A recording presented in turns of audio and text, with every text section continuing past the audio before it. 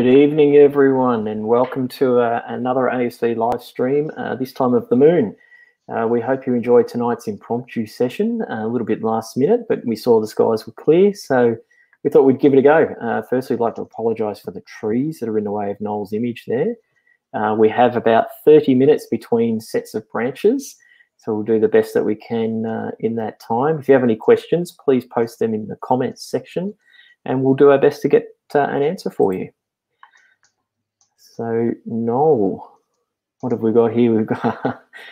We have our lovely view of the moon. I'll just pop that on the big screen there. Working its way through, we can see Tycho's crater at the top there, or Tycho crater. We did a little bit of math today, didn't we, Noel? It was a bit of fun. Yeah, it was brought back a lot of high school for me. Trying to remember the volumetric conversions and things like that. So working on what was it, cans of soft drink. Mm-hmm. Yeah, it was a ridiculous number. Was it 75 quadrillion cans of Coke would fit in Tycho crater? That's what Melinda's actually asking. The round feature at 1 o'clock, that's Tycho crater, isn't it? And that's what we're just talking about. We worked out the size of that crater, 46 kilometers in radius. Yeah. About 4.8 kilometers deep, and that calculates out to 75 quadrillion, 375 mil cans of Coke will fit into that crater. That's what we do when we're bored and at work. But yeah, quadrillion was 10 to the 15. So that's that's a fair sugar hit, that's for sure. It is a fair sugar hit. Yeah. So is the blue moon the 30th or the 31st? Jeff Pearson wants to know. Jeff, we'll have a look into that and get back to you. Noel, your sound is pretty quiet there. Okay, let's. I'll see what I can do on that.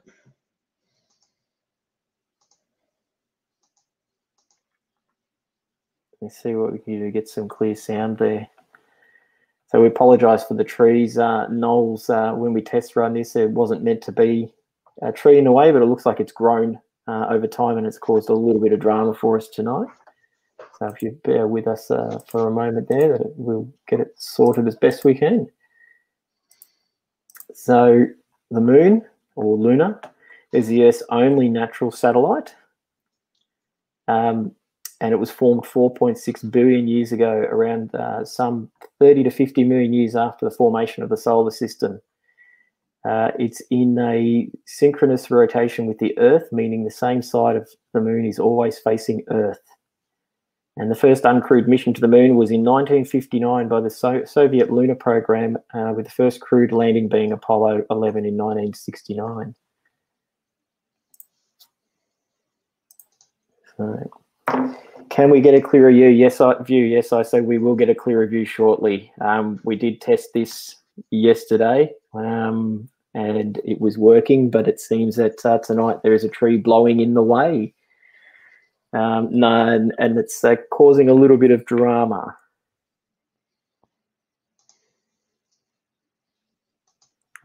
So bear with us for a moment as we try and rectify that.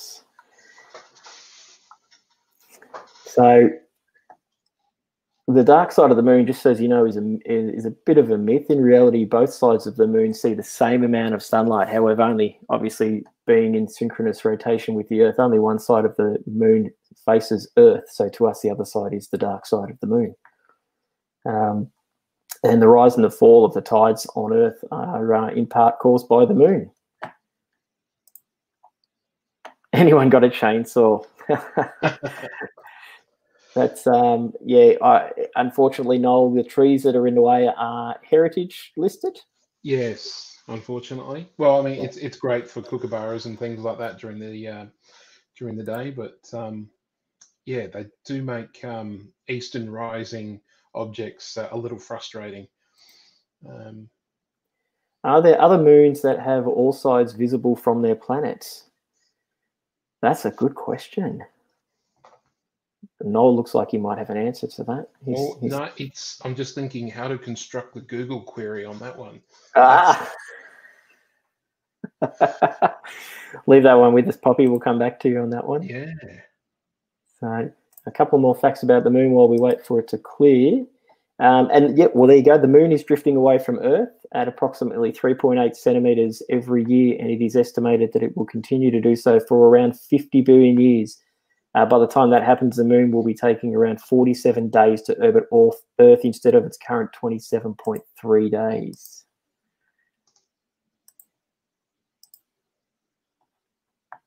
So, and a person would weigh much less on the moon, with the moon having a much weaker gravity compared to Earth. You would weigh around about 1/6 or 16.5% of your weight on Earth. So I think instead of going on fad diets, everyone should just go and move to the moon and weigh less and not have to worry about what they eat. It explains why lunar astronauts could leap and bounce so high in the air. And only 12 people have walked on the moon. And the first person was obviously Neil Armstrong. And I wonder how many people in our stream here at the moment know who the last person who walked on the moon was. Do you know? No? Yeah, I've only really started studying the moon in the last couple of weeks since Steve gave that wonderful sort of lesson last weekend. No, I don't know. So does anybody in our chat know before I give the answer away? Oh, there we go. We've got Chris Short giving us some answers here. Mercury is also synchronous with the sun, isn't it? I believe it is. The different phases of the moon. Jennifer, that's a great question. And the different phases of the moon, there are 4 main phases of the moon. We have the full moon, which was at 7:05 this morning. We have a third quarter moon, which this month will be on the 10th of October. Then we have the new moon this month will be on the 17th of October. And then we have a first quarter moon on the 24th of October. The phase tonight is a waning gibbous moon. I think it's more of a eucalyptus moon. Yeah, at the moment, it is a eucalyptus moon, yes. Yeah. So a waning gibbous moon refers to the shape which is less than the full circle of the moon, but it's a larger than a semicircle shape of the third of the moon. So during a period, the lit up portion of the moon will go down from 99% to 50.1%. How's our moon going? It's still hiding behind the tree. It's teasing us a bit. You can just start to see just a little glimpse here and there. Okay, we'll keep going. So we've got people answering Gene Cernan, and Ricky, he's saying that we have to be careful because Harrison Schmitt was the last person to step on the moon, but Gene Cernan was the last to step off it. Yes, point taken there, Ricky. That's correct. I think we might pop the moon back up, shall we, Noel? Well, yeah, it's got a nice bouquet to it. It looks very pretty at the moment. We'll give it about 5 minutes and it should be, it's starting to come through now. We'll leave it there for the moment while we talk. What is the red star just below the moon? Sue Gray wants to know. Well, that's Mars, which is coming into opposition this month. Yep. I reckon we should do a live stream of that when it's in better view. Not tonight. When it's in better view. Not tonight, no. Yeah. So Mars opposition will be, I think it's October. For some reason I got October 17th in my, no, October 13th. Sorry, my apologies. October 13th. Here we go. Beatrice Morris has a question for us. Lately, we're reading a lot about space mining. I wonder what effect it will be on our planet. After all, mining on the moon can affect the tides. Who knows what else? That's a really good question. That's outside of our league to answer, that's for sure. But we might take that one on board, Morris, and I'll get some of the guys who have some more knowledge on this in the ASV to come up with an answer, and we can come back and maybe do a post about that on Facebook. I've got an answer from the question earlier about a moon being in tidal lock or a synchronous orbit with a planet. Pluto. Here we go. That's debatable whether it's a planet, but we won't go there in this conversation. Pluto and its moon, now it's someone can correct me on the pronunciation of this. Charon. It's spelled, Charon. yep, Charon. That's an example of a tidal lock moon. So that, yeah, we're not just special and unique anymore. We're just something else that has one. Okay, so we've got, I saw a question here, that was a good one. Is Mercury still visible? I think it's a bit low at the moment tonight. It was earlier, that's for sure. Around about 8-ish, it was still visible. And it'd probably be visible similar time tomorrow night. Because it was just recently you could see all 4, plus even tonight, 5 yeah. if you include the Earth. Oh, look at this knoll that's coming out the other side now. Gary has a good one. An argument with a friend, a retired school principal. When I told him my son and I saw Jupiter's Galilean moon through his scope, my friend said our moon is the only moon. There are no others. They are satellites. Is he right? The moons around Jupiter are moons. And the moon itself, our moon, is a satellite as well. So yeah, they're all satellites. So he's right and wrong. Our moon is a satellite of Earth. So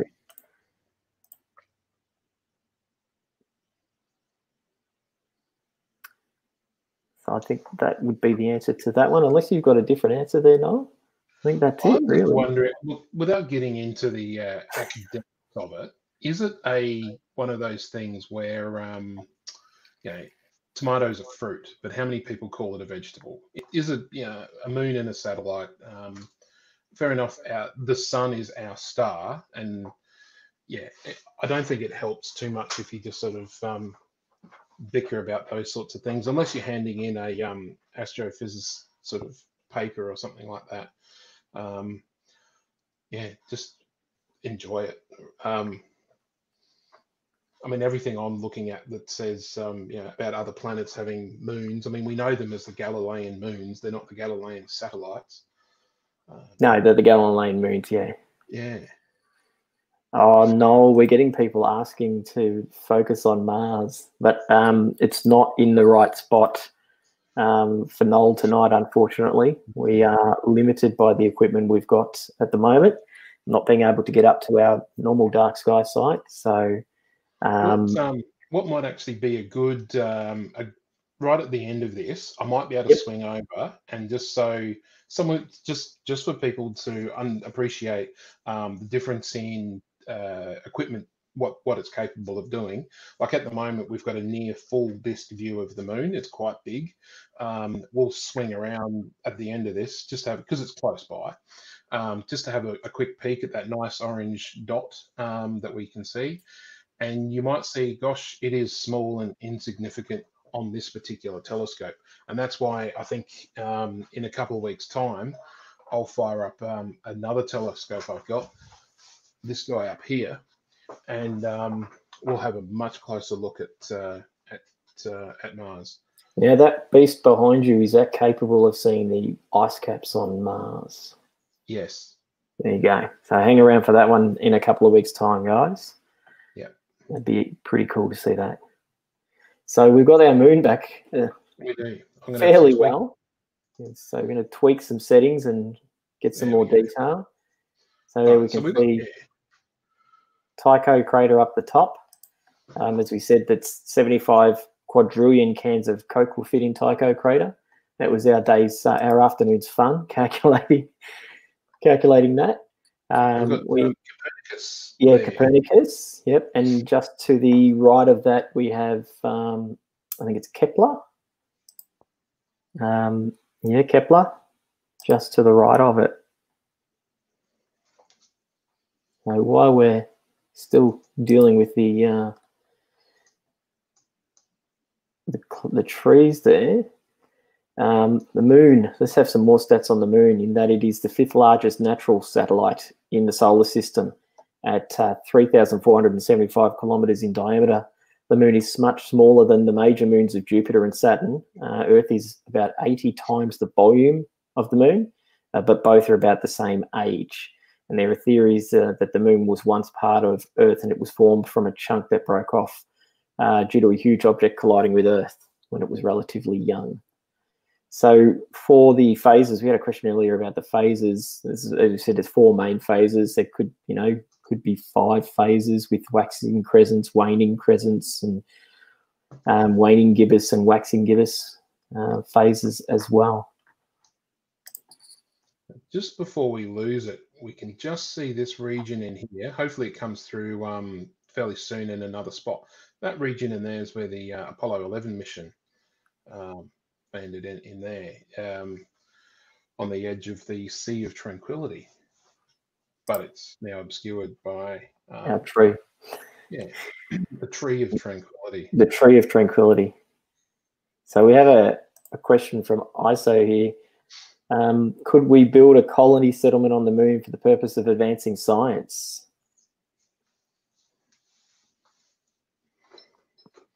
I think doing that would be a fair advancement.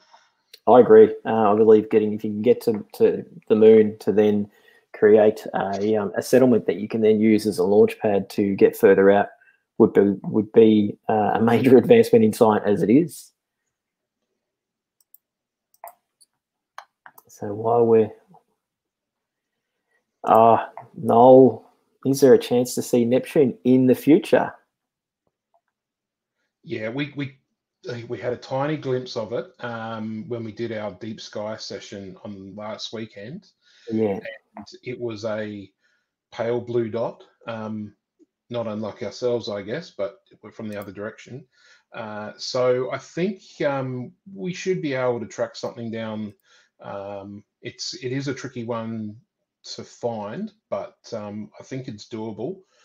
But it is small and blue, and certainly doesn't have the punch that Saturn, Mars, and Jupiter do. But it's there. We can go for it. It's a little bit hazy, isn't it, when we look at it? Yeah. It's like Venus, in that you know it's something there that's not a star. It's a little different to a star, but yeah, it certainly doesn't have that wow sort of jaw-dropping thing that, like Saturn, when you first see Saturn, especially if you're a child, and you see Saturn's rings that first time, and it's just like overwhelming sometimes. So I wasn't a child when I saw it. I was 36, I think, and it was wow. I felt like a child. It's almost like somebody had stuck a picture of Saturn over the top of the telescope. And like, is that real, or is that a photo someone stuck on the end? Oh, here we go. While we're waiting for the moon, Wendy Sargent, what's the best app to use to find the planets? Well, I use, on my phone, I use Sky Safari. It's a free app. You can get paid versions of it. There are different levels of paid versions of Sky Safari. The more you pay, the more information there is. I find the free one, it gives me enough for what I need at the moment. On my computer, I use Stellarium. It's free to download and use, and you can download and update as many data packs to it as you want to put as much information for satellites, meteors, comets, asteroids, planets, everything. You can fill it with as much information as you want. So for me, those are the two that I use the most. Now, we look like our moon is coming back, Noel. Yeah, it's having its moment. I'm just seeing if we've got now this is a good one for my pronunciation here. Aristarchus crater, this bright one down here. Aristillus. Aristarchus sounds good. Aristarchus. Yeah. That's the one. Now, I was calling the Apollo mission, Apollo 11 area there, the Sea of Tranquility, and I guess that's a generalization of the name in the, what is it, Mare Tranquillitatis? Yeah. Yeah. Mare. Yeah. See. Yeah. I like to call it Mare just for fun. Was it because Steve was explaining the back in the old times they thought they could have been oceans? Yes, they thought they were oceans. Yes, yeah. And they came to realize that they weren't. So, but ironically, they were formed of oceans of molten What's the substrate under the moon there? Is it still magma or lava? I'd say it is, yeah. Yeah. It's not moon related, but Jamie Lee Carmody wants to know what solar phase is the sun in at the moment. It's in a solar minimum coming out of a solar minimum. No, we did discuss that with Russell on Sunday during our solar stream. So we'll wait for those trees to go away and stop annoying us again. I think sales in solar telescopes will start to go up now. With Russell's enthusiasm? Well, that, yes. And as soon as you start to get some sunspot activity coming through, then yeah, people get a bit more excited about it. So Jeff's asking what software this is. This isn't software, Jeff. This is live streaming through Noel's telescope, which is hooked up to the computer. Oh, I think you might mean the actual program you're using to do this. I'll take it out of full screen mode, so he might be able to see some details on the screen now. So it's SharpCap. This is SharpCap Pro. It's just I've got the licensed version, but everything I'm doing you can do on the free version. It's for PC. If you're a Mac user, I have heard of recently something called Linkios. I'm gonna have to check that spelling, but Lynkeos. That seems to be something that Mac users use for capturing images of planets. And so I think there was another one that came up in a search a while back. But yeah, Linkios, I've seen that pop up with the planetary guys and gals recently. What I might do is, although I promised it a little bit later, is a quick peek at Mars. I know this is a moon night, but so while you're doing that, here we go. Look at this. Now, while you're doing that, VJ is wondering, can we recommend any budget telescope? We did a telescope information night on Friday night with Perry, and VJ, we recommend 8-inch Dobsonian telescopes. So usually that's $600 to $700 roughly for an 8-inch Dobsonian. That was the first telescope that I got to use, that my son got, and it's great. Some of the moon photos you see posted on our page are taken with phones through eyepieces on an 8-inch Dobsonian, so you can do some great little home astrophotography. I was even taking photos of Jupiter and Saturn the other night using my phone through the eyepieces. So they're wonderful. They're very easy to use, move around, pan the sky, panning through the sky, and yeah, you can see a lot of objects through those, through the backyard polluted Melburnian skies. At the moment, I can see all of the planet, well, most of the planets, not all of them. You can see some globular clusters. We can see some nebulas sometimes. It just depends what the light pollution is like. Sometimes, if you're lucky, you can pick out a galaxy if you know where to look as well. So from even suburban skies, a 8-inch Dobsonian is a great telescope for a starter. And under dark skies, you can see plenty of things with them. Trying to get it to Mars, are you? Yeah, I think it might be fighting some trees by the look at that's it there. But I'm just waiting for it to pop through a clear spot. Oh, there we go. Look at that. So I'll try and tame the image quality now. But it'll just be like a dirty dot. Yeah, essentially. Yeah. So this this telescope is a 480 millimeter focal length. Now, Mark just mentioned an 8-inch Dobsonian, which that's my 10-year-old one there. That's 1,000 or 1,200 millimeter focal length, and that gives you a far better view. So the telescope that's on there at the moment is good for wide stuff, good for big things like the moon. Not so good for planet detail, that's for sure. I mean, we're fighting with trees here, but that's the size of Mars on this with this camera on that telescope. So it's certainly, there is no telescope that's a jack of all trades, that's for sure. But we'll try again a little bit later on that when it's free from the trees. So we'll have a nice clear orange dot. We'll see if the trees improved.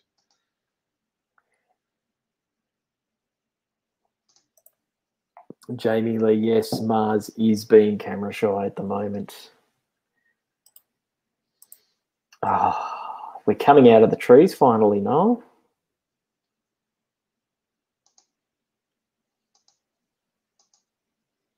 No, we're not quite coming out of the trees. We were bound to have a bad night, weren't we? We have clear skies. Yeah, We do some and there's trees in the runs. way. We had practice runs. We tested it, and it should be clear. And unfortunately, the trees, for some reason, got up and moved position, I think. Oops. So Mitchell, what is the name of it? The beginner telescope? It's a Dobsonian, an 8-inch Dobsonian, and our president's currently on here popping comments up there. Thank you, Steve. And he said to look up Bintel, looking at beginner telescopes. So Bintel, Optics Central, all those companies, they have access to good telescopes, Saxon telescopes as well. An 8-inch Dobsonian is what you want, really. That's the one you want.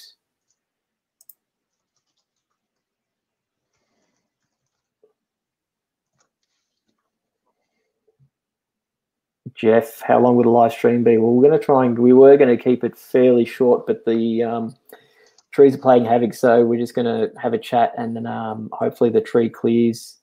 The moon clears the trees enough so we can have a look at it. So we'll be on here for a little bit longer. Look at this, going for the 8-inch Dobsonian. There we go. So this is now Bintel are just one of a few specialist astronomy stores around. In Melbourne, there's Optics Central and Sidereal Trading. This is the sort of guy we're talking about, though. So this is what they look like. A lot of people are used to something long and slim that's on the end of a tripod. I mean, we've gone through it on a fair bit before, and about some of the problems with that. And I think we'll soon have a bit of a guidebook or a guide brochure. It's already online. It's already online? Already online under news on the website is the guide brochure for what telescope to buy. Let's have a look where that is.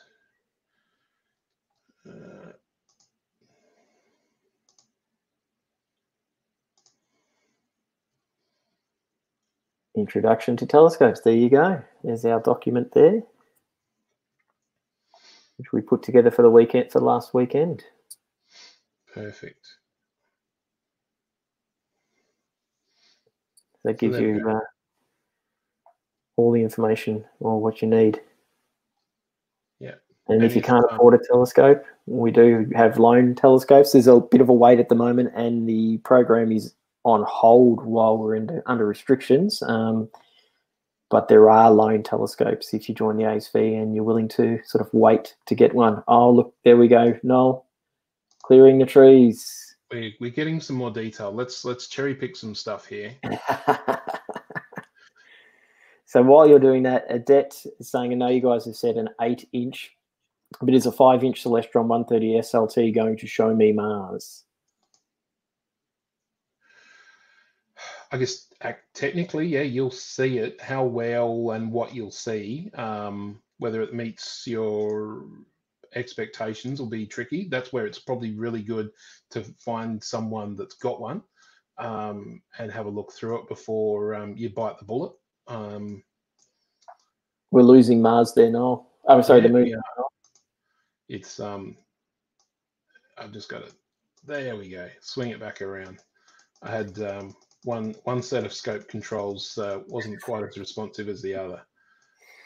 And we got Grace. So the bright one under the moon is Mars. Yes, Grace, that bright orange star-looking thing is actually Mars. That's under the moon, below the moon at the moment. There we go.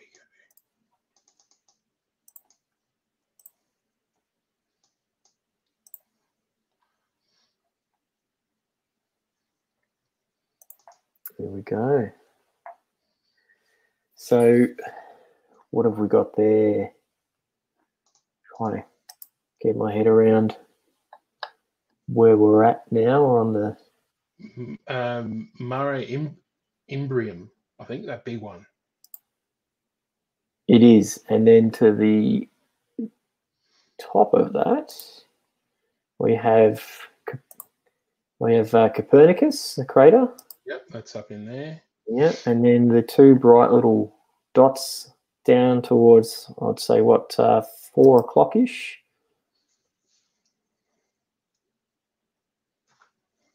They would be Aristoteles and, oh, hang on, no, might have that wrong. No, I think you're right. I think it's Aristarchus, which we had, and I see Aristarchus, yeah. Yeah, Aristarchus and Herodotus. There's a pair of them there. Yeah.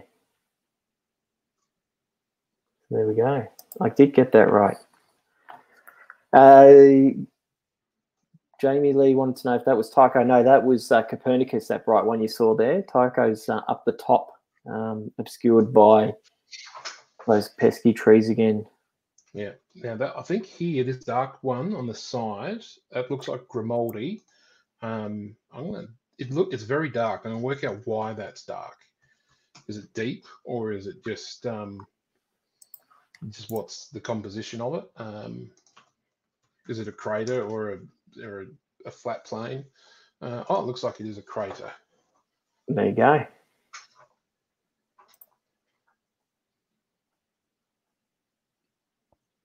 It is, yes. So, Noel, got a question for you. Oh, hang on, wrong one. What are some good budget cameras for astrophotography? If you've already got a DSLR, you can do a world of stuff with that. Do you want to show that again? Yeah, if you've already got a DSLR, and I mean, this is a Canon, but it doesn't really matter too much for the most part. Canon, there's an advantage in Canon in that a lot of software is available, a third-party software to control a Canon. A little bit for Nikon, not so much for the others, but you don't have, like, it's only really important if you want to use that other third-party software. You can still do a world of stuff with, Sony or Pentax and things like that. It all just depends on your technique and your workflow. If you don't have a DSLR, they're a good place to start, in that you can get one secondhand or inexpensively compared to the cost of astronomy cameras. And if you don't like it, or if whatever reason, they're a lot easier to move on. Now, aside from those, and you want to start looking at astronomy cameras, there's a few. It really depends on your target, in that you start to have to make fairly informed and important decisions on what are you going to be taking images of. In that, if you want to take images of the planets, you'll use a different camera to what you would if you wanted to take images of nebula. You can cross over a little bit, but for the most part, you'll have a camera that's with a very small sensor, small pixels, capable of very fast output for suiting a planet, because you'll capture small video clips to do those. Whereas a nebula, you'll generally want a larger sensor with larger pixels to capture more light. Now, I guess where to on models, or what sort of money you're looking at. I mean, at the moment, we're looking at the moon through an ZWO ASI 224 MC camera. It's a popular planetary camera. There's also the ASI 290 MC, which is a slightly higher resolution, and that's also very popular, but it's a little more expensive than this one. I know on a cheaper price level, ZV Bonnie or Ziva Bonnie, or however it's another Chinese manufacturer. The fake Zwo. they have a model, the SV305, which is the same chip as the ASI 290MC. A lot of people are having success with that. Then aside, that's planetary sort of stuff, or live stacking like we're doing, or live viewing like we're doing here. If you wanted to get into more detailed, more wider field astrophotography, the nebulas and galaxies and things like that, you'll want to have a look at a cooled camera, potentially a monochrome camera, but you start looking, $1,000 and well up from there on those. So yeah, it all depends on where you're at the moment, with whether you've got a DSLR, and you might even have a DSLR and a camera lens. You can start going out and start taking nightscape photos and things like that. You can get a small tracking mount and put your camera on there. It all just depends on where you want to take your hobby. And this is why it's probably awesome, whether you're in Victoria, whether you're already in the ASV or not, it doesn't matter too much. Just find a local group that's into it and hang out with those people, find out what they're doing, why they're doing it, how they're doing it, and you'll pick up a lot on whether you want to, go down that path with, that budget, or you take another avenue, because you can spend a fortune on this, or you can not spend a fortune, and depending on how you go about it, you can still get awesome results. I think great. That's a very detailed answer. Yeah. On a non-astrophotography front, is the moon always in the same orbit compared with the equator? No. In that I found this out, and I still haven't worked out the maths behind it. Last night when I was trying to plot this moon path, I thought, we're coming into summer, so the sun rises above us, more directly over us. That's why it's hotter in summer, because the Earth's tilt and all that. I figured, the moon must do something similar.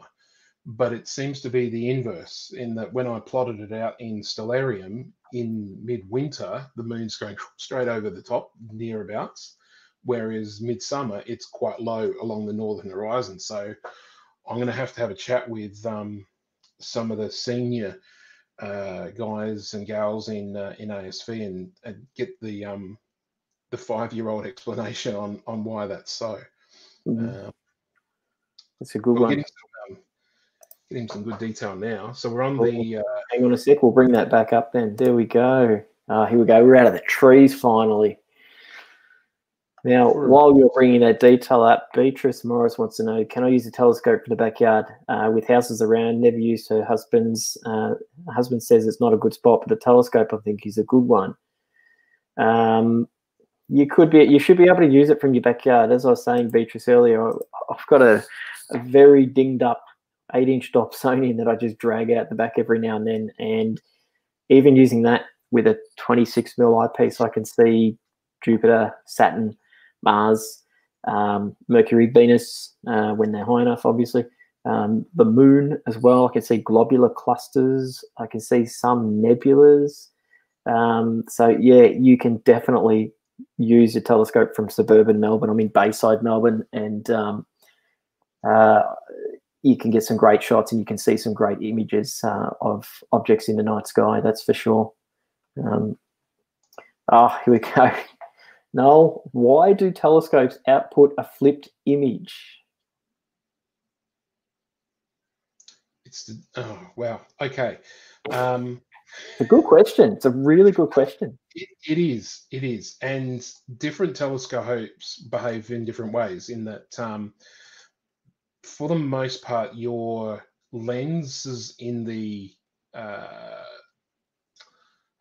in like a refractor or camera lens, rays of light become incident and they'll exit the lens. I'm not an optician, so I can't use the correct terminology here. So I'm not going to pretend that I'm something I'm not. However, light sort of coming into a lens will sort of exit the lens in the opposite angle. So therefore, you have your thing like this, it goes through, your lens and it comes out like that. That's optics that are doing that. The other thing that's going on in like these guys, these Newtonians, I don't know if you can Yep. you might see it, but you can hear it. Is there's mirrors involved, and so mirrors will flip the image around a bit like that. So there's a couple of things going on there. It does make it a little awkward when you first use a telescope, either type, that you think you're looking at something and you want to move it. Even I'm struggling here. I want to move the moon to the left a little, and I've got to work out. I get used to which way left is, because it behaves the opposite. So there we go. That's a good yeah. answer. So we've got another good one here. Where did I see this one?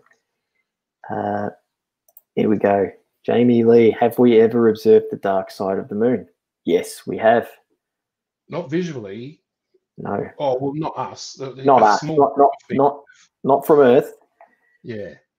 We sent spacecraft around the back end to take images of the moon, the dark side. I think China went there recently, if I remember rightly. Yeah, and the Apollo missions. So they keep going Apollo around missions. Yep, Mare Crisium, Mare Crisium. Oh, hang on. Let's get that up. Let's pop that up. There we go.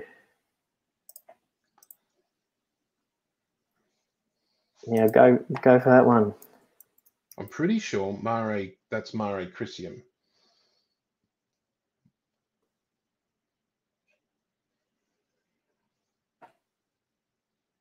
Now I wonder if that's Picard. The detail's not gonna be super. Let's zoom in here a bit. So which one are you pointing at for Picard? Is it? Oh, I've got to make sure. That's Christian there. Yeah, Picard is one of. Oh, maybe it's this little one in here.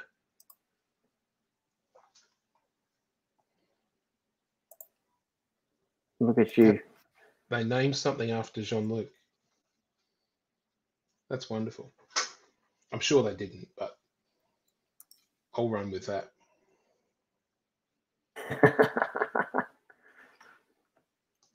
There we go.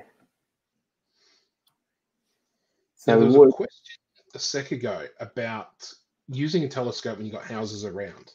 Yes. This is probably a good example of why that's not really a problem, in that we're looking still kind of low on the horizon. And that shimmer, I mean, today was a fairly warm day here. That shimmer is the effect of the atmosphere. So we're going through a fairly thick part of the atmosphere, being low on the horizon. Once the moon gets up quite high, that section of atmosphere we've got to get through, the light's got to get through to us, is a fair bit thinner. So that effect of distortion is reduced. It's not eliminated, but it's reduced. So that's why the prime viewing position for a lot of objects, if they're, so long as they exist in that space, is fairly well directly above us. So I wouldn't be too worried about if you've got a neighboring house or roof that's quite obstructs the horizon, because it might be pretty to watch something rise up the horizon, but you'll get a better view of it once it's far more overhead. There we go. Good answer. Okay, so what else we got? See what. I'll pop this out again. The dark side of the moon, Noel, is where the Transformers hid their machines. 100% true. Okay, Carol's asking what the bright planet under the moon is. We did go through this earlier. It is Mars. That's what you're seeing underneath the moon. We'll swing past there a little later again to see if it's clear of the trees. But yeah, definitely stay tuned. What is it? Like, follow, subscribe on their pages. Like, follow, Like, follow, subscribe. So, Noel, we're getting some questions asking if we can zoom in on Tycho. It's tricky with this camera in that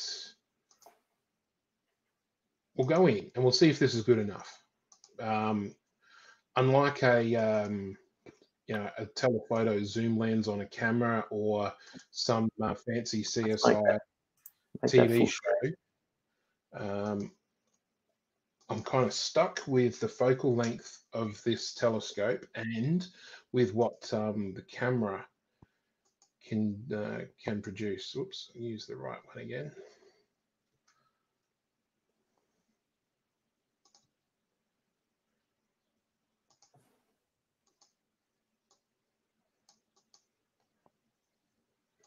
Do that. Tycho, the Coca-Cola swimming pool. All 75 quadrillion cans of it.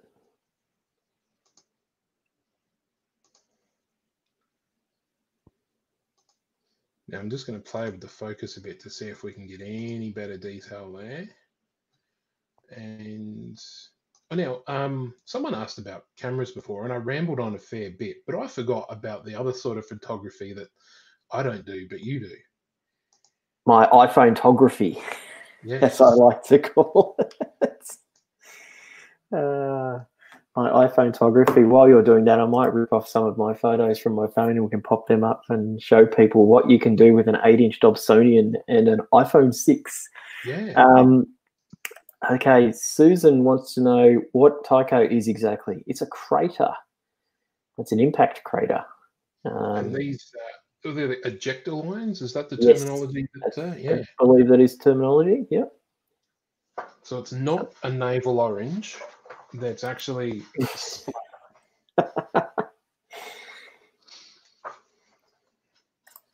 It's a white orange. yeah. Now I'll blow this up a little more. It's hard to see, but there's a dimple here in the middle. Now I'll move the mouse away so people might start to see that little dimple. And that's essentially a mountain that's formed after the impact. So you get much like when you sort of throw a rock in some mud or something like that, the sort of plops back in, and there you go. So some of the Copernicus is quite a nice one to look at. Perhaps another time when the moon's up, and certainly when the moon isn't full, and we've got a nice Terminator shadow running through the moon, is I'll put a different telescope up so we can get in and have a much better look at some detail. When the moon isn't full, the Terminator shadow casts some really nice shadows through the craters, and it really helps the detail of them stand out. It stops them from being so two-dimensional like we're looking at the moment.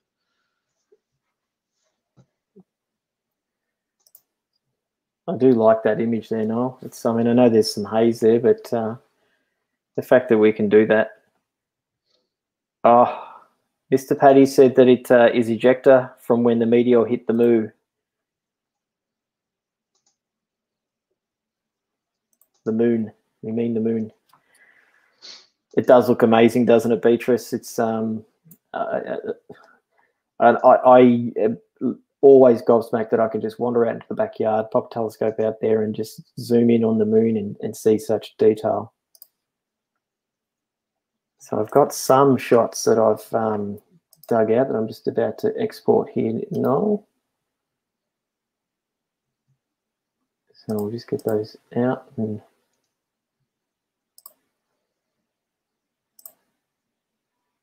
we'll better create a new folder.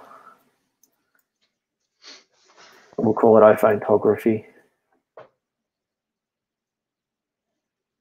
Let's see if I can get the more recent ones loaded up. They were better from the other night. So you're able to move down to, where was I looking before? Down to Copernicus, zoom in on that.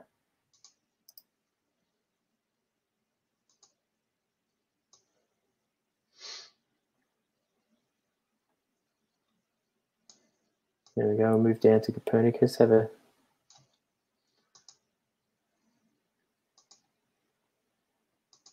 zoom in on that.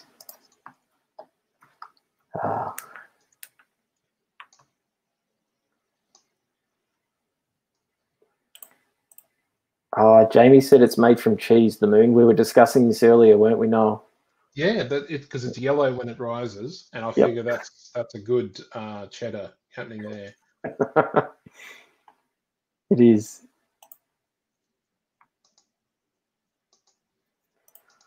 Paul wants to know what I used to connect my iPhone to my Dobsonian. Well, the photos I'm going to show you in a second, Paul, are all done by handheld. I don't actually have a phone holder to attach my phone to the telescope. I literally put my phone on. I'll hold it the eyepiece, the camera up to the eyepiece, and snap photos. It's how I do it. I've got some photos, but I'm just trying to get the better ones from the other night, which I know are much, much better than Mike, what if I've you want taken. to just bring up my camera, because I've got something that someone asked Paul about, asked about gadgets for. Oh, there we go. Yep, Yeah, that's kind of doing a funky effect, isn't it? it But is. That's your light from your. yeah, and we'll kill that. Anyway, we'll look Your at this. lounge room. It's a yeah, that's crazy. It's a Celestron. Oh, it's green. That's what's going on. It's picking up some crazy green screen. What is that going on? This is fun. That's interesting how it's doing that, isn't it? Yeah, I wonder if I got some green screen stuff going on. There we go. Okay. This is a product that exists. There's probably some other things like it, but I know that this is readily available and it's a brand name product. So yeah, these are great if you're if if you've got shaky hands, or you just want that extra confidence in having the phone still. And people will use like voice controlled camera apps, so you can basically tell your camera to take the photos. So it's completely hands free, not shaking. And again, yeah, a lot of retailers have those. So it was, yeah, Celestron was an XYZ. I've seen quite a lot of cheaper products available on eBay and the likes. I've sort of had one of those in the past, and it's just been a bit of a pain to use. But yeah, that one's a good one. All right. So we'll pop the moon back on there. How are we going with our moon? Oh, we are on Copernicus. Yeah. Beautiful.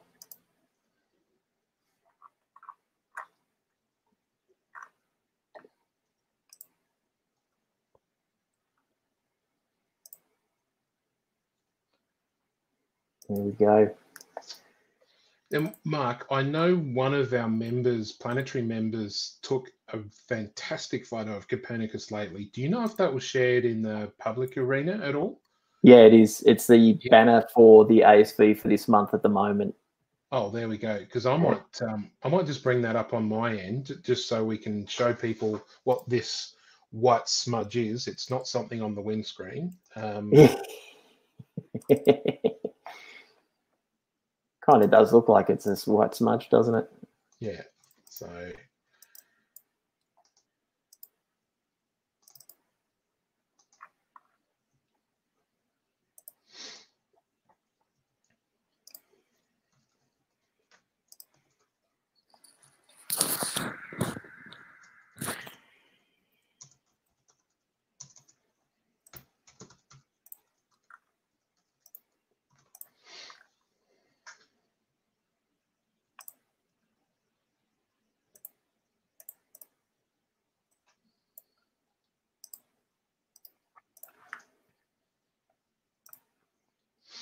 So that's it there.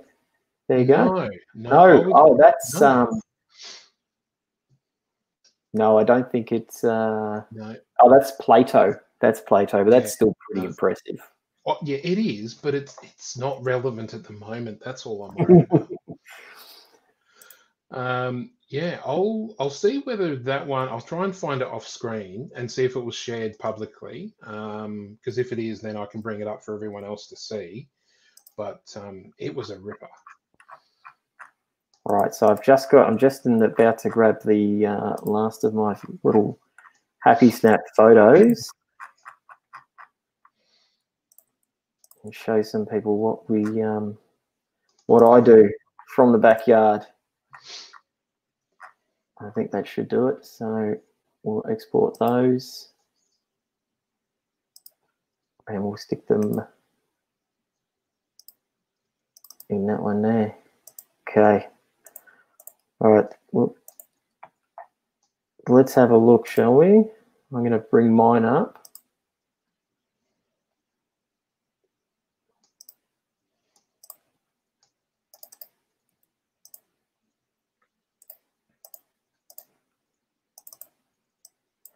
We'll open those with preview. There we go. Make that big. And let's have a look, shall we? There we go. Can we see that? Yep. Oh, that's a cracker. That's taken from my backyard in Bayside, Melbourne, with an 8-inch Dobsonian and my iPhone 6 held by hand to the telescope. So no fancy connection equipment, no phone holders. It's just a 26mm eyepiece. It's not even a fancy eyepiece. It's a pretty stock eyepiece. And just single click. But I've been doing it for quite a few years, so it's my little passion. I love doing it. So there's some more. There's another one. So just working my way through phases of the moon. This was last night. I took this one last night. That's Tycho. That was last night. Zoomed in with that's with a 12mm eyepiece, that one. And there's a couple more from a few weeks back as well. Now the one we'll talk about Mars. So that's Mars through an 8-inch telescope with my iPhone. Obviously, I've had a lot of practice. Usually, when you try and do that, it's just very bright and white. So you won't get that. But I've had, as I say, lots of practice. Just subtle changes in the technique of clicking the screen at the right time to bring Mars into view. And we've got, it's probably not the best Saturn. That's a pretty good Saturn there that I used with my phone again the other night. But my favorite that I've taken recently, it's not in this set. Oh, I'm going to have to find that now. I'm going to try and find it because it's an absolute cracker. A photo of Jupiter that I took a few nights ago, and it's not actually in there. So I'll stop that sharing for a moment, Noel, and we'll get your moon back up because you've got a clear view there. And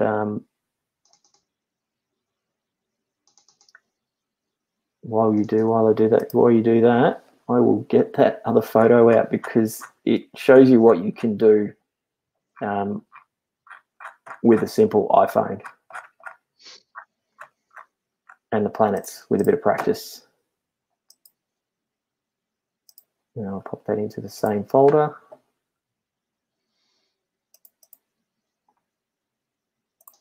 And it's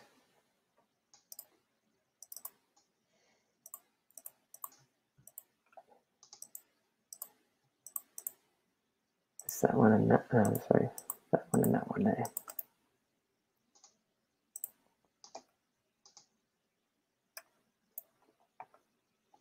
Okay, here we go. Let's have a look. I'll share my screen again. And that's it there. There we go. So that is a photo of Jupiter taken with my iPhone, handheld to the 20. So that was a 12mm eyepiece I popped in there, and that was a couple of nights ago. And you can clearly see the banding of Jupiter. You can see the great red spot. And then when I put the next photo up, you should actually be able to just here where my crosshairs is, there's a little black dot sort of just below the crosshairs. I think that was Io transiting Jupiter. I'll have to double check, but you can see the bands running through. You can see the great red spot. And that was taken with a phone by hand. no holders, no fancy equipment. So if you get yourself an 8-inch dob and you practice, that's what you can do. And some phones these days, like the Huawei's and the Samsungs, have got timed exposures. So if you do have an iPhone holder or sorry, a phone holder, you can track, and if you can track the object, you can take better exposures, you can stack them, you can do all sorts of things. But that is quite literally me just having lots of years of practice doing that, and just getting better and better with practice. So yeah, we'll stop that one. Come back to us. We're going to put that stream back up. What have we got? I heard somewhere the great red spot is shrinking in size. Is that true? It kind of was, but then it's sort of slowed, hasn't it, Noel? And I joined the guys for the Lunar and Planetary the other month, and they were talking about another one that was starting to build up in the area, in another area near it. This is your... Which one's this? This is Copernicus, yep. And I'm just going to scale that down a little. I was testing out some equipment. Now, this is using the big Maxitov telescope that's behind me up there. That guy has a 2700 mil focal length lead. I put a PowerMate 2 times on that, so this is at 5400 millimeters compared to the moon, which in the background, which is 480. So 480 versus 5400. We're looking at the Copernicus crater here, which is this smudge down in there. So this is a difference in equipment, and this was not 100% successful in that the focus wasn't spot on. So I'm working on a electronic focuser for that unit to try and improve it while I'm using it. But this is the sort of gear that I would use on a planet. But I have seen the experienced planetary people in the planetary section do some mind-blowing photos of this that just sort of throw this one out. Yeah, they get some fantastic detail with their specialized gear. So the moon is certainly a place where you can explore a lot. There's a lot of cool stuff there. Now, here's a good one, Brooke. Is it just my extra time in lockdown, or are these planets and stars actually more present at the moment? I was having a discussion with somebody last night actually about this, and they were saying, everything seems clearer. And I've seen a couple of guys in the ASV have shown some light meter studies, and it's actually no darker, they say. Lockdown hasn't made it any darker out there. I think it's more that just because we haven't really had much else to do, people are starting to just stare up at the sky, because what else have we had to do? And you're just taking more notice of things that you may have, most of us probably took for granted prior to this. And look, I was in my mid-30s when I got into astronomy, and it wasn't myself that got me into it. It was my son that got me into it. And 6 years later, it's something that I just absolutely love doing. I'm not the most expert person. I don't have the most knowledge, but I just enjoy it. And it's a great deal of fun to bring this stuff to you guys and show you what we do and why we enjoy doing what we do. So keep looking up, that's for sure. You'll even start to pick up constellations. I know that I can see Scorpius still from the backyard. When I stare up at the sky, you can still see the tail of Scorpius flipping around, and can make out the Southern Cross just still. Yeah. Now, Noel, is Mars any better for us to flick across to? Well, let's hope. Let's have a look. Yeah, it is our time slot. So let's have a bring across. And while you're doing that, Glennis, you're having some issues with your Skywatcher. What I'll do, if I can get you to message the ASV Facebook group, that'd be great. I'm actually not far from where you are, and I'm sure I might be able to try and offer some advice somehow. We'll get some people to get some answers. I'll get some information off you and see what we can do to give you a hand with your telescope. So there we go. I'll zoom back out so people can appreciate how insignificant it is on this equipment. And I'll just brighten it up a little, but we can see it's distinctly orange and round, even with the sort of shimmer of the atmosphere there. But we'll jump right into zooming in there. I'll go in I think my there first. iPhone photo was better, Noel. On your 8-inch Dob, thank you, not on a 480mm refractor. Yeah, of course it's going to be better. The size of the thing. So let's have a look, see if we can tweak the focus a bit. But what's cool is we've definitely got some surface detail. There's something going on. There's a dark sort of bit through the middle of it there. I mean, we're looking at, you could count the pixels there on a couple of hands. Every now and then you see a little white dot to the top as well. Oh gosh. Oh, yep. I just saw a rover. Which one? There we go. So that's a taste of Mars, but we'll put some gear that's 10 times more powerful on that and see what we can come up with. It's not going to be like a NASA photo. I won't get too excited, but we'll see something a bit better than that. So Jeff has a question. Why is the Milky Way brighter during winter? That's when it's at its best for us in that it's directly overhead. Well, it appears to be directly overhead for us. The way the Earth is, we're tilted furthest away from the sun. We're at the right sort of vantage point to look into the core of the Milky Way when it's dark at night. At the moment, it's setting in the west, so we're saying goodbye to the Milky Way, which is sad because there's so many wonderful objects for astrophotographers throughout there. And visual guys. Don't forget the visual guys over here. There's a lot of good. Do people still do that? I thought eyepieces got sold out. The ongoing battle between astrophotographers and visual observers. I don't think I'll ever go past the trusty iPhone or another phone when I get that one replaced. I enjoy the challenge. Oops. That's actually a pretty good image there of Mars, considering what we're using there. No, that's not bad at all. Yeah, considering where we're at, and this is, I guess, another good point that Mars is coming into opposition. It's coming to its closest point with us. So, this next month, if people do anything this month, is make a point to go out and try and have a look at Mars. If you know anyone with a telescope or you can get near one within the bounds of the social restrictions, etc., safely and all that jazz, mail order yourself a telescope and then knock yourself out with Mars. Yeah, that's probably the best thing. Yeah, ring up your local astronomy supplier and buy the best they've got.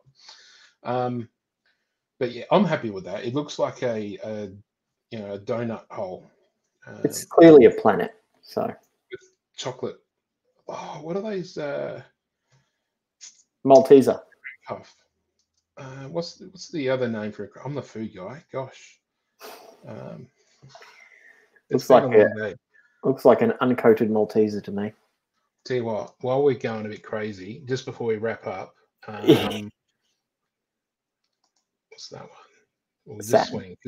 You got to see Saturn's rings. I don't care if you're out looking. You could be out watching shooting stars. If you get to see Saturn's rings, this will go black for a bit while the telescope pans around. All right. Well, while it does that, we actually have a good question for you, Noel. Your equipment, is it connected to your telescope via Wi-Fi? Yeah, it is. You're using that we can see. Yeah. So what I've got, I'm sitting in my comfortable sort of office here, and I've got a small secondhand PC that's sitting out in a box next to my telescope. that's connected to Wi-Fi, and I'm using some remote desktop type software to talk to that, and that's what's streaming into you at the moment. So my goal is, I'm the lazy astronomer, and I try and keep warm, so I don't try and do too much outside. I mean, it's mosquito. It was frost, and now it's mosquitoes. So yeah, everything's happening remote for me. And yeah, I think it's a brilliant way to do it, because what I can watch things, do their bit, and carry on with other things, and spend time with the family. So Adet has a follow-up. Is it more stable than Wi-Fi?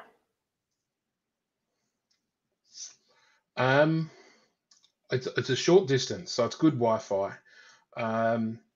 Yeah, I haven't had any problems with it not being cabled, but I can appreciate if you were in a rural sort of environment, and you set up your gear fair bit away from the house and things like that, it might be tricky. But I'm in an urban area, and yeah, it's fairly close to the house, so it's not too big a deal for me. Oh, there it is. It's faint as. All right, so let's improve that. So while you're doing that, the best comment, Noel, we have another show we need to start. Oh, okay. Yeah. Where you compare celestial objects and your favorite food. Oh, there's a t-shirt already. I can done. Yeah. There we go. There's another idea for us to put into action. We've got a few. Yeah. If anyone's got oh, look at that. There we go. So there's some satin rings. Trying to think what would do that justice. I'm thinking of when you heat up, you get a round of brie, and you heat that up, and you start to dip in, or a cob loaf. Maybe that could be a cob loaf, and that's got like a corn, sweet corn, instead of the spinach sort of filling that's often in a cob loaf. There's a corn version. I reckon, yeah, we'll go with that on this one. But it is tricky, because too many things look like donuts and biscuits. It's a bit old hat. You got to get creative. All right, so we've got, I think, one more last question, which we've covered a bit tonight, but we can cover again, because you can never have that answer too many times. Telescopes are hard to come by. Any leads where to get a decent dob? So we named a few before. We got obviously Bintel and Oscopes and the like. I know Optic Central definitely have Dobsonians in stock at the moment, because I helped a lady get a hold of one yesterday. So those three guys. I'm not sure who else you know of, Noel, who might have them. Let's have a quick look. We'll keep this as impartial as we can. Yep, we've got to be impartial. We we know a lot of these people, and we're all friends, but at the end of the day, we can't sort of suggest anyone over another. So let's have a look. And it'll help with when people go to have a look at this equipment to be a bit more familiar on what the thing looks like and how it's described, and what the sort of the money is.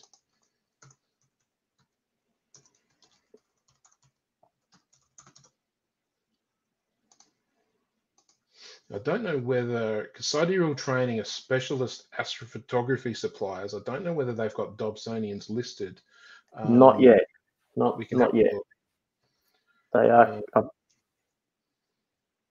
They may. Now they're. Oh, yep. They've got the.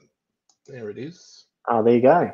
Yep. They must be new, because I knew that they were sort of growing their offering. I got that wrong. Paul will probably tell me off now for getting that wrong. Well, no, we've done him a favor by showing them. So, okay. Sidereal are currently out of stock, but you're looking at what, 700 there.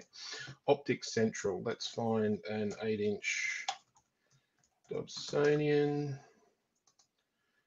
And we'll flip over to Bintel for an 8-inch Dobsonian. I mean, there's a couple of issues going on at the moment. Of course, you've got that virus thing that's happening, which is Don't know what you're talking about. slowing down freight. But then there's been some disputes with freight handlers at the wharfs and things. So, and plus, it's been a wonderful hobby for people to take up during this virus thing. So it's yeah, a lot of the scopes, because most things are imported. There's not too much made here, unfortunately. So we've got, let's look, Saxon, Skywatcher, and GSO. Let's get rid of the numbers.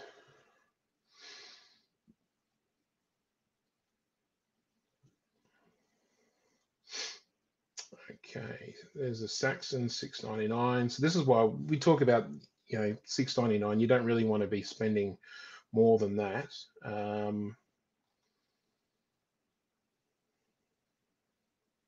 There's the Bintel version sold out. I wonder with that Saxon. Looks like that Saxon's in stock.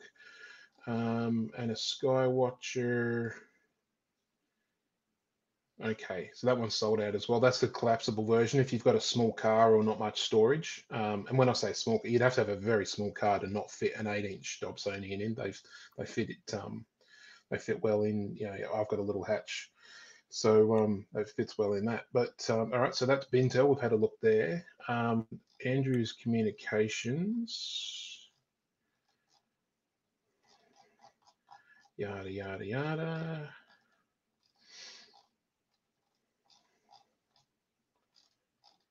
Lots of stuff. Sorry if that's making anyone ill. Gosh, there we go. Dobsonians. Well, they're the big boys. Oh, there you go. Oh, $549 for a Skywatcher there. So that's a very good price. Yeah, in stock as well. Yeah. Now freight, because these guys are in New South Wales, that's something to bear in mind. And whether you're comfortable with having to deal with someone in New South Wales for after sales service, so I guess you could weigh that up. Now they've probably got some. That was Skywatcher there. Oops, they don't do Saxon Dobbs, and we'll see if they do GSO. 8-inch GSO. Okay, that's sold out. So there's a couple of options kicking around. Those are companies which are fairly well known and got a good reputation. But yeah, each to your own. You'd sort of find someone that you're happy to deal with, that might be local or has got a good deal. And there's a few others around. If you're looking to do mail order, just have a look online, because there are some other dealers interstate. And they're sturdy as well. That's for sure. Absolutely sturdy. You can ding them around and all sorts of things, and they'll take the punishment and still work wonderfully well. Yeah, mine's got a few dings from going out to do star parties for school camps and things like that. Just sort of where I haven't secured it properly, it's rolled around a bit, but it's still fine. It's 10 years old, and they're pretty easy things to look after. And certainly, if you're a member of any local, astronomy club, there'll be someone that can help you look after it too, if it's a bit too, daunting to do it yourself. Cool. There we go. Did you want to is the moon still floating about on your camera? Oh, no, we're still on. Oh, did you just want to quickly jump? Is Jupiter too low for you? No, it should be fine. We'll see what Jupiter looks like. We'll finish up. We'll finish up on Jupiter. One for me is that crazy ISO colored hair. The really scary thing is, ISO or not, I do weird things with my hair. It's not uncommon, that's for sure. So this isn't ISO related. This is just because I don't know, I felt like putting multicolours in my hair this time.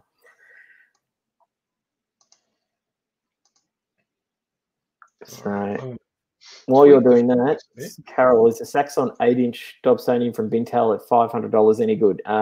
Yes. If you can get a Saxon 8-inch for $500, you can't go wrong. You'll get probably get a 10 mil and a 25 mil eyepiece with it. Stick with the 25. The 10's not going to do a great deal. It's even a pain in the bum with my tracking, with the guiding the go-to scope that I use sometimes. 10 mils don't. The 10 mil eyepieces or the 9 mil eyepiece doesn't quite keep everything in the view very well. So there we go. There's Jupiter. We won't see its moons, though, will we? I can tweak the camera's exposure. So what will happen is I'll blow this up a little bit more because we can just maybe pretend to see some bands in there. I can see them. I'll, sort of sitting horizontal. Yeah. This is probably a bit too hard that far in. Just faintly in there. So again, there's not the greatest equipment in the world for it, but we'll blow up the exposure time and it'll take Jupiter to be overexposed. And there's now we can see we've got 3 of them. Yeah.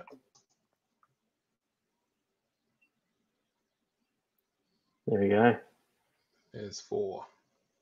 4 moons, the 4 Galilean moons of Jupiter. Or Galilean satellites if you're that way inclined. Sorry? Galilean satellites if you're that way inclined. Satellites, yep. Just trying to, I don't know, I can't off the top of my head pick which ones are which. I just know that we've got the 4 of them there. And let's see. We have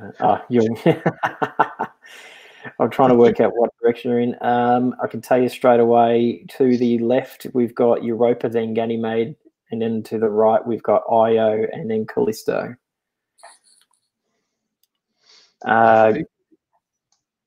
Grace is actually asking, where is Jupiter now? It's setting towards the west at the moment. Big bright bugger setting towards the west. So I don't know if Mark, if this is on screen, this is Stellarium. Yeah. So if people aren't familiar with this, it's free software you can run it on all platforms, and you basically tell it where you are and what time of the day it is, and it will give you a representation of what's in the sky. So we can see here that in the west we've got Jupiter. It's not sort of set yet, but it's on its way, with Saturn nearby, and we can zoom in on that and get an idea of what's going on with the moons. And here we go. There you go. Callisto, Io, Europa, Ganymede. Yep. And we'll pop back to reality.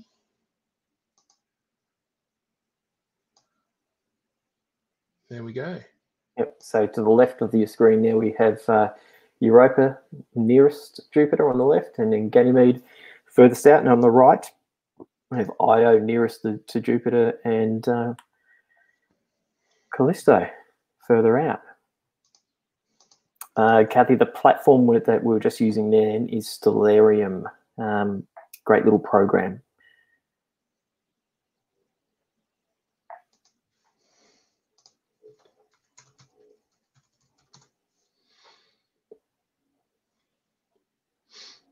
There you go. They've actually got an online version, Stellarium Web. If you don't want to go installing software on your machine, or you sort of somewhere where you can't do that, Stellarium Web is a good way to go. But that's the stuff there. It's a wonderful program. Wonderful program. All right, I think we might pack it up. Thank you, everybody, for coming along. Glad we could share some of the moon with you, that pesky tree, Noel. I think you should chop it down tomorrow. We snuck in some Mars, a bit of Saturn and Jupiter as well. We always get a bit excited, don't we? Like, oh, we'll do this. We'll keep it till sort of like about an hour. It's like an hour and 24 minutes later. We're still going. So thank you, everyone, for coming along. And Gary, you can tell your 6-year-old that I wasn't wearing a funny hat. It's actually my hair. And Deborah, it's not footy colours, because nobody wants to see me wearing Collingwood hair, that's for sure. So thank you very much. We will be back again looking at some other objects. We have another few live streams lined up for the coming months, and we hope you can all join us. See you later.